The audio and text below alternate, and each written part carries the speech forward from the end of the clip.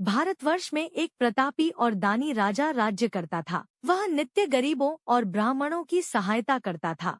यह बात उसकी रानी को अच्छी नहीं लगती थी। वह न ही गरीबों को दान देती, न ही भगवान का पूजन करती थी और राजा को भी दान देने से मना किया करती थी। एक दिन राजा शिकार खेलने वन को गए हुए थे, तो रानी महल में अकेली थी। उसी समय बृहस्पतिदेव साधु वेश में राजा के महल में भिक्षा के लिए गए और भिक्षा मांगी। रानी ने भिक्षा देने से इनकार किया और कहा, हे साधु महाराज, मैं तो दान पुण्य से तंग आ गई हूँ। मेरा पति सारा धन लुटाते रहते हैं। मेरी इच्छा है कि हमारा धन नष्ट हो जाए, फिर न रहेगा बांस न बजेगी बांसुरी। साधु ने कहा, देवी तुम तो बड़ी विचित्र हो। संतान तो सभी चाहते हैं, पुत्र और लक्ष्मी तो पापी के घर भी होने चाहिए। यदि तुम्हारे पास अधिक धन है तो भूखों को भोजन दो, प्यासों के लिए प्याऊ बनवाओ, मुसाफिरों के लिए धर्मशालाएं खुलवाओ। जो निर्धन अपनी कुंवारी कन्याओं का विवाह नहीं कर सकते उनका विवाह करा दो। ऐसे और कई काम हैं जिनके करने से तुम्हारा यश लोक परलोक में फैलेगा। परंतु रानी पर उपदेश का कोई प्रभाव न पड़ा। वह बोली, महाराज आप मुझे कुछ न समझाएं। मैं ऐसा धन नहीं चाहती जो हर जगह बांटती फिरूं। साधु ने उत्तर दिया, यदि तुम्हारी ऐसी इच्छा है तो तथास्तु। तुम ऐसा करना कि बृहस्पतिवार को घर लीपकर पीली मिट्टी से अपना सिर धोकर स्नान करना, भट्टी चढ़ाकर कपड़े धोना। ऐसा करने से आपका सारा धन नष्ट हो जाएगा। इतना कहकर वह साधु महाराज वहां से आलोप हो गए। साधु के अनुसार कही बातों को पूरा करते हुए रानी को केवल 3 बृहस्पतिवार ही बीते थे कि उसकी समस्त धन संपत्ति नष्ट हो गई। भोजन के लिए राजा का परिवार तरसने लगा। तब एक दिन राजा ने रानी से बोला कि हे रानी, तुम यहीं रहो, मैं दूसरे देश को जाता हूँ, क्योंकि यहाँ पर सभी लोग मुझे जानते हैं, इसलिए मैं कोई छोटा कार्य नहीं कर सकता। ऐसा कहकर राजा परदेश चला गया। वहाँ वह जंगल से लकड़ी काट कर लाता और शहर में बेचता। इस तरह वह अपना जीवन व्यतीत करने लगा। इधर राजा के परदेश जाते ही रानी और दासी दुखी रहने लगी। एक बार जब रानी और दासी को 7 दिन तक बिना भोजन के रहना पड़ा, तो रानी ने अपनी दासी से कहा, हे दासी, पास ही के नगर में मेरी बहन रहती है, वह बड़ी धनवान है, तू उसके पास जा और कुछ ले आ, ताकि थोड़ी बहुत गुजर-बसर हो जाए। दासी रानी की बहन के पास गई। उस दिन गुरुवार था और रानी की बहन उस समय बृहस्पतिवार व्रत की कथा सुन रही थी। दासी ने रानी की बहन को अपनी रानी का संदेश दिया, लेकिन रानी की बड़ी बहन ने कोई उत्तर नहीं दिया। जब दासी को रानी की बहन से कोई उत्तर नहीं मिला तो वह बहुत दुखी हुई और उसे क्रोध भी आया। दासी ने वापस आकर रानी को सारी बात बता दी। सुनकर रानी ने अपने भाग्य को कोसा। उधर रानी की बहन ने सोचा कि मेरी बहन की दासी आई थी, परंतु मैं उससे नहीं बोली, इससे वह बहुत दुखी हुई होगी। कथा सुनकर और पूजन समाप्त करके वह अपनी बहन के घर आई और कहने लगी, हे बहन, मैं बृहस्पतिवार का व्रत कर रही थी। तुम्हारी दासी मेरे घर आई थी, परंतु जब तक कथा होती है तब तक न तो उठते हैं और न ही बोलते हैं, इसलिए मैं नहीं बोली। कहो दासी क्यों गई थी? रानी बोली, बहन, तुमसे क्या छिपाऊं, हमारे घर में खाने तक को अनाज नहीं था। ऐसा कहते कहते रानी की आंखें भर आई। उसने दासी समेत पिछले 7 दिनों से भूखे रहने तक की बात अपनी बहन को विस्तार पूर्वक सुना दी। रानी की बहन बोली, देखो बहन, भगवान बृहस्पतिदेव सबकी मनोकामना को पूर्ण करते हैं। देखो, शायद तुम्हारे घर में अनाज रखा हो। पहले तो रानी को विश्वास नहीं हुआ, पर बहन के आग्रह करने पर उसने अपनी दासी को अंदर भेजा तो उसे सचमुच अनाज से भरा एक घड़ा मिल गया। यह देखकर दासी को बड़ी हैरानी हुई।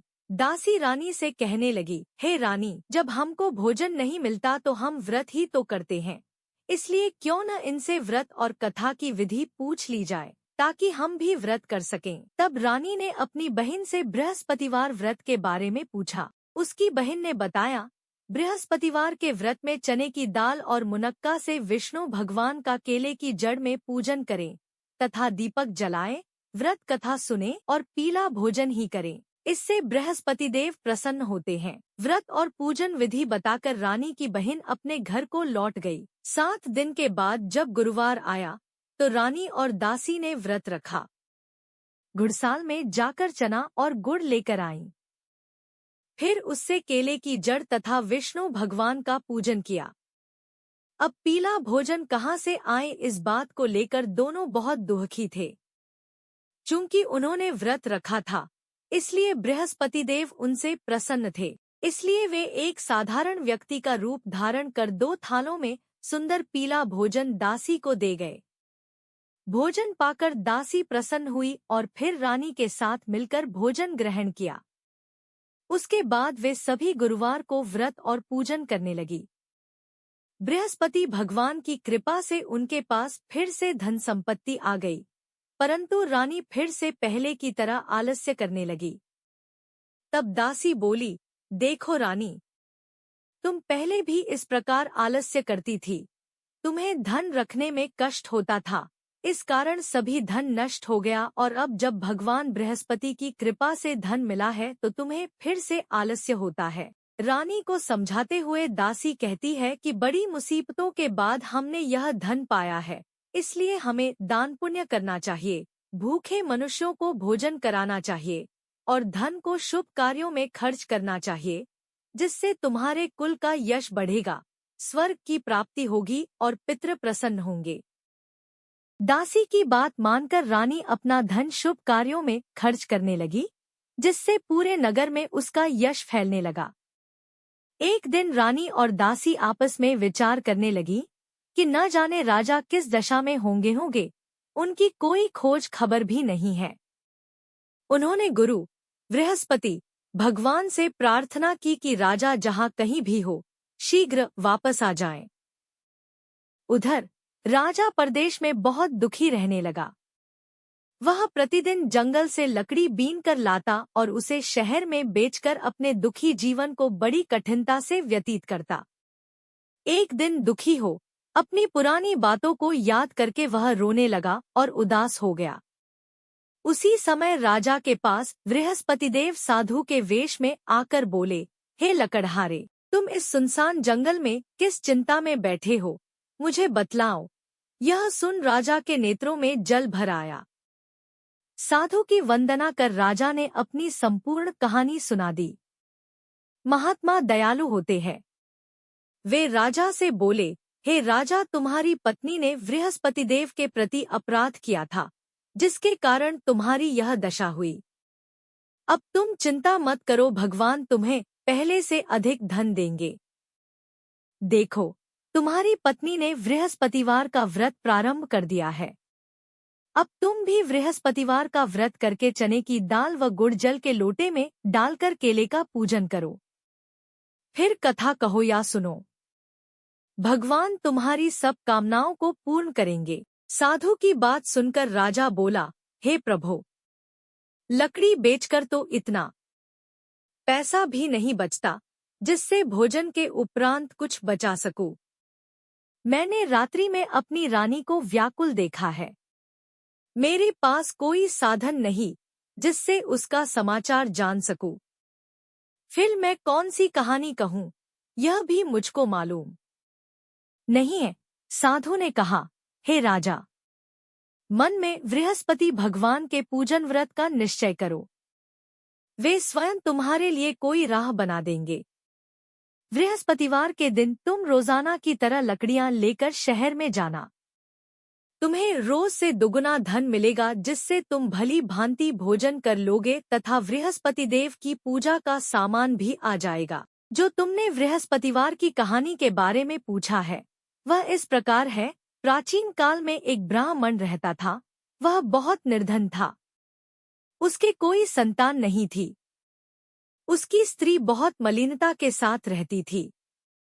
वह न स्नान करती, न किसी देवता का पूजन करती। इससे ब्राह्मण देवता बड़े दुखी थे। बेचारे बहुत कुछ कहते थे, किंतु उसका कुछ परिणाम न निकला। भगवान की कृपा से ब्राह्मण की स्त्री के कन्या रूपी रत्न पैदा हुआ। कन्या बड़ी होने पर प्रातः स्नान करके विष्णु भगवान का जाप व बृहस्पतिवार का व्रत करने लगी। अपने पूजन पाठ को समाप्त करके विद्यालय जाती तो अपनी मुट्ठी में जौ भर के ले जाती और पाठशाला के मार्ग में डालती जाती। तब ये जौ स्वर्ण के जो जाते लौटते समय उनको बीन कर घर ले आती थी। एक दिन वह बालिका सूप में उस सोने के जौ को फटक कर साफ कर रही थी। उसके पिता ने देख लिया और कहा, हे बेटी, सोने के जौ के लिए सोने का सूप होना चाहिए। दूसरे दिन बृहस्पतिवार था। इस कन्या ने व्रत रखा और बृहस्पतिदेव से प्रार्थना करके कहा, मैंने आपकी पूजा सच्चे मन से की हो तो मेरे लिए सोने का सूप दे दो। बृहस्पतिदेव ने उसकी प्रार्थना स्वीकार कर ली। रोजाना की तरह वह कन्या जौ फैलाती हुई जाने लगी। जब लौटकर जौ बीन रही थी तो बृहस्पतिदेव की कृपा से सोने का सूप मिला। उसे वह घर ले आई और उसमें जौ साफ करने लगी।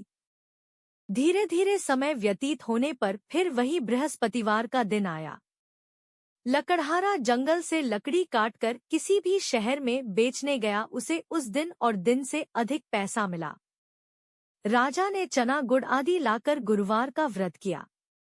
उस दिन से उसके सभी क्लेश दूर हुए।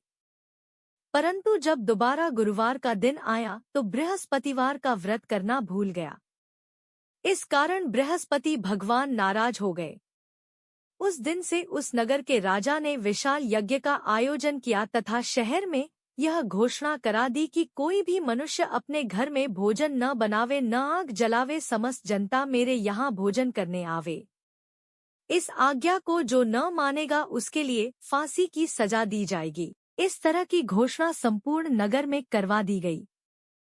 राजा की आज्ञानुसार शहर के सभी लोग भोजन करने गए, लेकिन लकड़हारा कुछ देर से पहुंचा, इसलिए राजा उसको अपने साथ घर ले गए और ले जाकर भोजन करा रहे थे तो रानी की दृष्टि उस खूंटी पर पड़ी जिस पर उसका हार लटका हुआ था।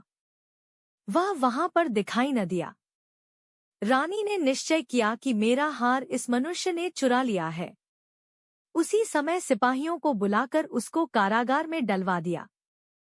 जब लकड़हारा कारागार में पड़ गया और बहुत दुखी होकर विचार करने लगा कि न जाने कौन से पूर्व जन्म के कर्म से मुझे यह दुख प्राप्त हुआ है, और उसी साधु को याद करने लगा जो कि जंगल में मिला था। उसी समय तत्काल बृहस्पतिदेव साधु के रूप में प्रकट हो और उसकी दशा को देखकर कहने लगे, अरे मूर्ख, तूने बृहस्पतिदेव की कथा नहीं करी, इस कारण तुझे दुख प्राप्त हुआ है।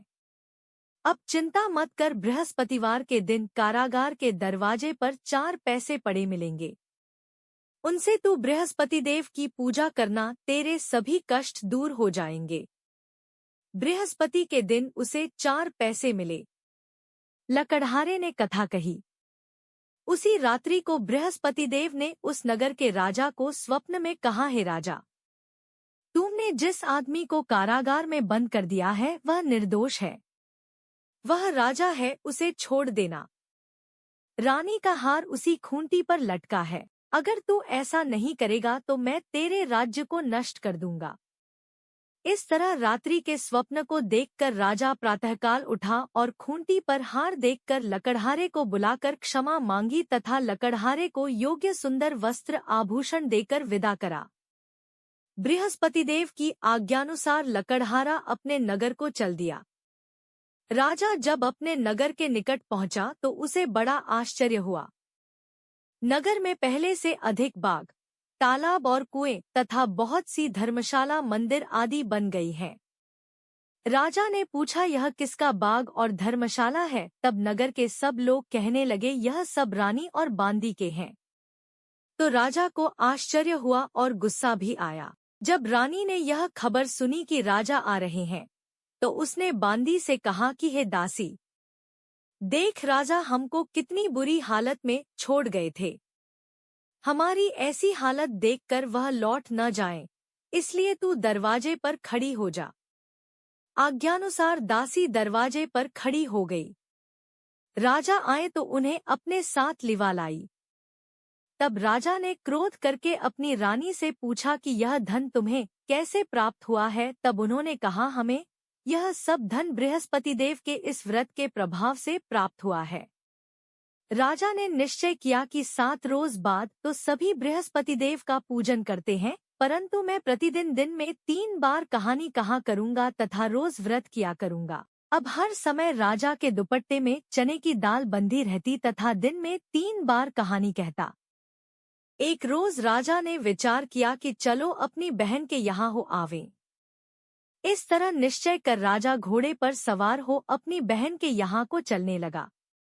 मार्ग में उसने देखा कि कुछ आदमी एक मुर्दे को लिए जा रहे हैं। उन्हें रोककर राजा कहने लगा, अरे भाइयों, मेरी बृहस्पति देव की कथा सुन लो। वे बोले, लो, हमारा तो आदमी कर गया है, इसको अपनी कथा की पड़ी है। परंतु कुछ आदमी बोले, अच्छा कहो, हम तुम्हारी कथा भी सुनेंगे। राजा ने दाल निकाली और जब कथा आधी हुई थी कि मुर्दा हिलने लग गया और जब कथा समाप्त हो गई तो राम राम करके मनुष्य उठकर खड़ा हो गया। आगे मार्ग में उसे एक किसान खेत में हल चलाता मिला। राजा ने उसे देख और उससे बोला, अरे भैया, तुम मेरी बृहस्पतिवार की कथा सुन लो।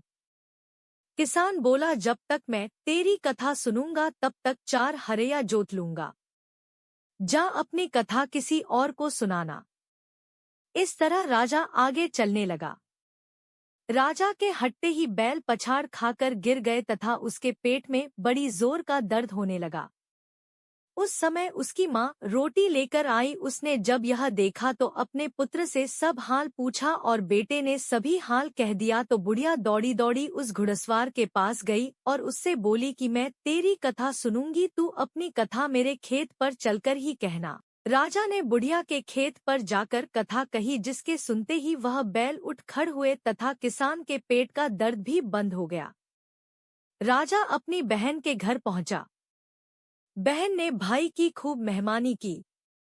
दूसरे रोज प्रातःकाल राजा जगा तो वह देखने लगा कि सब लोग भोजन कर रहे हैं। राजा ने अपनी बहन से कहा, ऐसा कोई मनुष्य है जिसने भोजन नहीं किया हो, मेरी बृहस्पतिवार की कथा सुन ले। बहन बोली, है भैया, यह देश ऐसा ही है कि पहले यहाँ लोग भोजन करते हैं, बाद में अन्य काम करते हैं। अगर कोई पड़ोस में हो तो देख आऊं। वह ऐसा कहकर देखने चली गई, परंतु उसे कोई ऐसा व्यक्ति नहीं मिला जिसने भोजन न किया हो। अतः वह एक कुम्हार के घर गई जिसका लड़का बीमार था। उसे मालूम हुआ कि उनके यहाँ 3 रोज से किसी ने भोजन नहीं किया है। रानी ने अपने भाई की कथा सुनने के लिए कुम्हार से कहा, वह तैयार हो गया। राजा ने जाकर बृहस्पतिवार की कथा कही, जिसको सुनकर उसका लड़का ठीक हो गया। अब तो राजा की प्रशंसा होने लगी। एक रोज राजा ने अपनी बहन से कहा कि हे बहन, हम अपने घर को जाएंगे, तुम भी तैयार हो जाओ। राजा की बहन ने अपनी सास से कहा। सास ने कहा, हाँ चली जा, परंतु अपने लड़कों को मत ले जाना, क्योंकि तेरे भाई के कोई औलाद नहीं है। बहन ने अपने भैया से कहा, है भैया, मैं तो चलूंगी पर कोई बालक नहीं जाएगा। राजा बोला, जब कोई बालक नहीं चलेगा तब तुम क्या करोगी? बड़े दुखी मन से राजा अपने नगर को लौट आया। राजा ने अपनी रानी से कहा, हम निर्वंशी हैं, हमारा मुंह देखने का धर्म नहीं है और कुछ भोजन आदि नहीं किया। रानी बोली, हे प्रभु, बृहस्पति देव ने हमें सब कुछ दिया है, हमें औलाद अवश्य देंगे। उसी रात को बृहस्पति देव ने राजा से स्वप्न में कहा, है राजा उठ, सभी सोच त्याग दे, तेरी रानी गर्भ से है। राजा की यह बात सुनकर बड़ी खुशी हुई। 9वें महीने में उसके गर्भ से एक सुंदर पुत्र पैदा हुआ। तब राजा बोला, हे रानी, स्त्री बिना भोजन के रह सकती है, बिना कहे नहीं रह सकती। जब मेरी बहन आवे तुम उससे कुछ कहना मत। रानी ने सुनकर हाँ कर दिया।